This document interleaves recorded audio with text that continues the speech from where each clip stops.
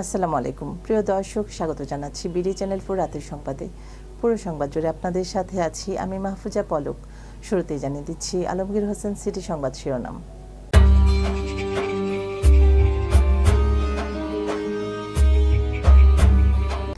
Vote গণনায় দেরির উছিলায় কেউ সুযোগ নিতে চাইলে প্রতিরোধ করতে হবে, যশোরে তারেক রহমান।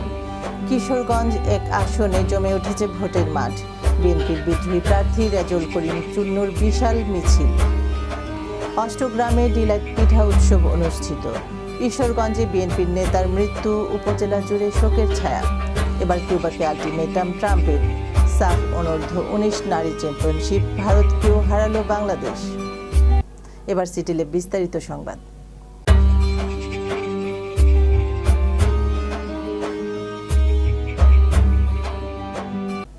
এবার ভোট গণনায় দেরি হতে পারে, এমন কথার কড়া সমালোচনা করে বিএনপির চেয়ারপারসন তারেক রহমান বলেছেন, নতুন গল্প শুনছি, এবার ভোট গণনায় দেরি হতে পারে।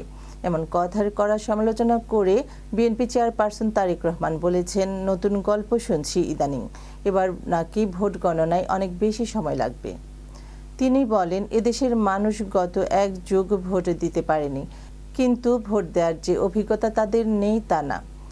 1991 সালে তারা ভোট দিয়েছে, 1996 সালে ভোট দিয়েছে, 2001 সালে ভোট দিয়েছে।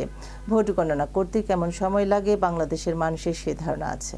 আজ দুপুরে উপশহর কলেজ মাঠে বিএনপি আয়োজিত নির্বাচনী জনসভায় প্রধান অতিথির বক্তৃতায় এসব কথা বলেন বিএনপির চেয়ারম্যান। তিনি বলেন, যদি কেউ ভোট গণনা করতে দেরি হবে এই উছিলা দিয়ে সুযোগ নিতে চায়, আপনাদেরকে তা প্রতিরোধ করতে হবে। এবার স্যাফরন ডিলার স্থানীয় সংবাদ।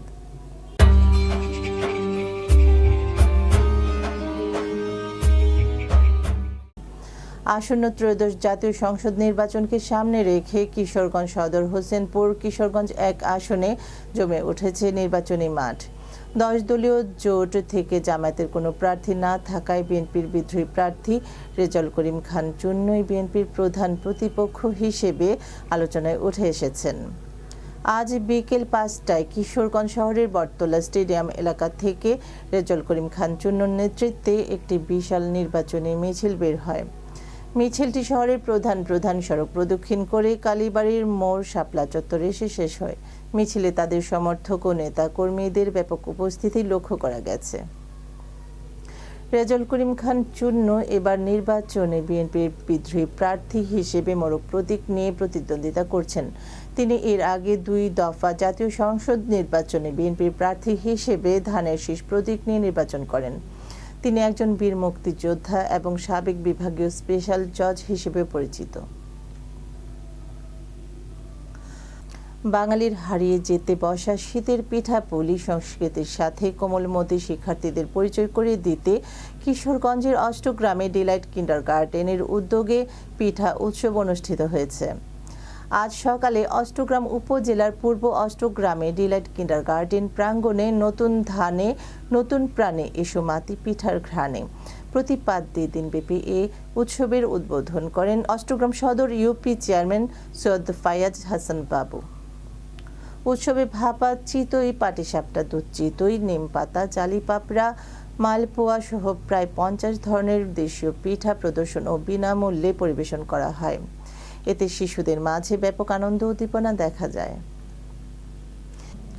ময়মনসিংহের ঈশ্বরগঞ্জ উপজেলা বিএনপির যুগ্ম আহ্বায়ক আব্দুল আল মামুন খোকন ইন্তেকাল করেছেন। আজ দুপুর 1টার দিকে নির্বাচনী কাজে বাড়ি থেকে বের হওয়ার সময় ঈশ্বরগঞ্জ পৌরসভার দত্তপাড়া গ্রামের নিজ বাড়িতে হঠাৎ স্ট্রোক করে তিনি মৃত্যুবরণ করেন বলে পারিবারিক সূত্রে জানা গেছে। মৃত্যুকালে তিনি স্ত্রী, 2 ছেলে ও 1 মেয়ে সন্তান সহ অসংখ্য আত্মীয় স্বজন ও গুণগ্রাহী রেখে গেছেন। তার পিতা মরহুম বাবর আলী রাজনীতিতে দীর্ঘদিন সক্রিয় থাকা আব্দুল আল মামুন খোকন ঈশ্বরগঞ্জ উপজেলা ছাত্র দলের সাবেক সভাপতি ছিলেন। পরবর্তীতে তিনি উপজেলা বিএনপির সাংগঠনিক সম্পাদক হিসেবেও দায়িত্ব পালন করেন।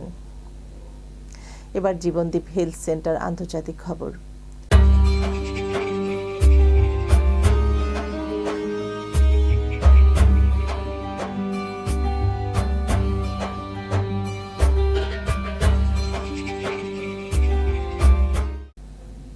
ভেনেজুয়েলার সফল সামরিক অভিযানের পর এবার ক্যারিবিয়ান অঞ্চলের দেশ কিউবাকে আলটিমেটাম দিলেন মার্কিন প্রেসিডেন্ট ডোনাল্ড ট্রাম্প।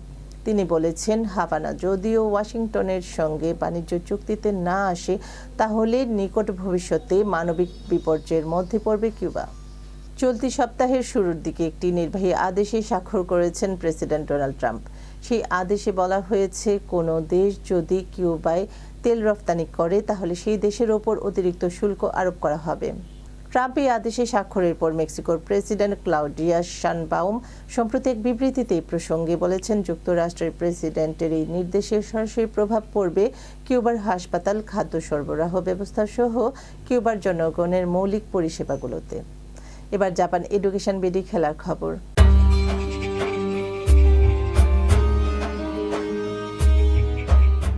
সাফ অনূর্ধ্ব ১৯ নারী চ্যাম্পিয়নশিপে ভারতকেও পাত্তা দিল না বাংলাদেশ। দ্বিতীয় ম্যাচে আজ লাল সবুজের মেয়েদের জয় ২-০ গোলে। নেপালের পোখরায় ২ গোলে এগিয়ে থেকে প্রথমার্ধ শেষ করে বাংলাদেশ পরে একই স্কোর লাইনে নিশ্চিত করে জয়ও। টানা ২ জয়ে ৬ পয়েন্টে শীর্ষে পিটার বাটলারের দল। বাংলাদেশের হয়ে গোল দুটি করেন অর্পিতা বিশ্বাস ও আলপি আক্তার। ম্যাচের শুরুতে ভালো কিছু সুযোগ তৈরি করে ভারত, ধীরে ধীরে নিজেদের গুছিয়ে ওঠে বাংলাদেশ। ২৯তম মিনিটে মামনি চাকমার দারুণ এক ফ্রি কিককে কাজে লাগিয়ে এগিয়ে যায় লাল সবুজের প্রতিনিধিরা। ভারত গোলকিপার মুন্নি ফ্রি কিকটি আটকে দিলে কাছ থেকেই বল চালে জড়ান অধিনায়ক অর্পিতা। ৪০তম মিনিটে ডান দিক থেকে সতীর্থের ক্রসে ব্যবধান বাড়ান আলপি। দর্শক, সংবাদ শেষে ম্যাপল ইন্টারন্যাশনাল স্কুল শিরোনামগুলো আরও একবার।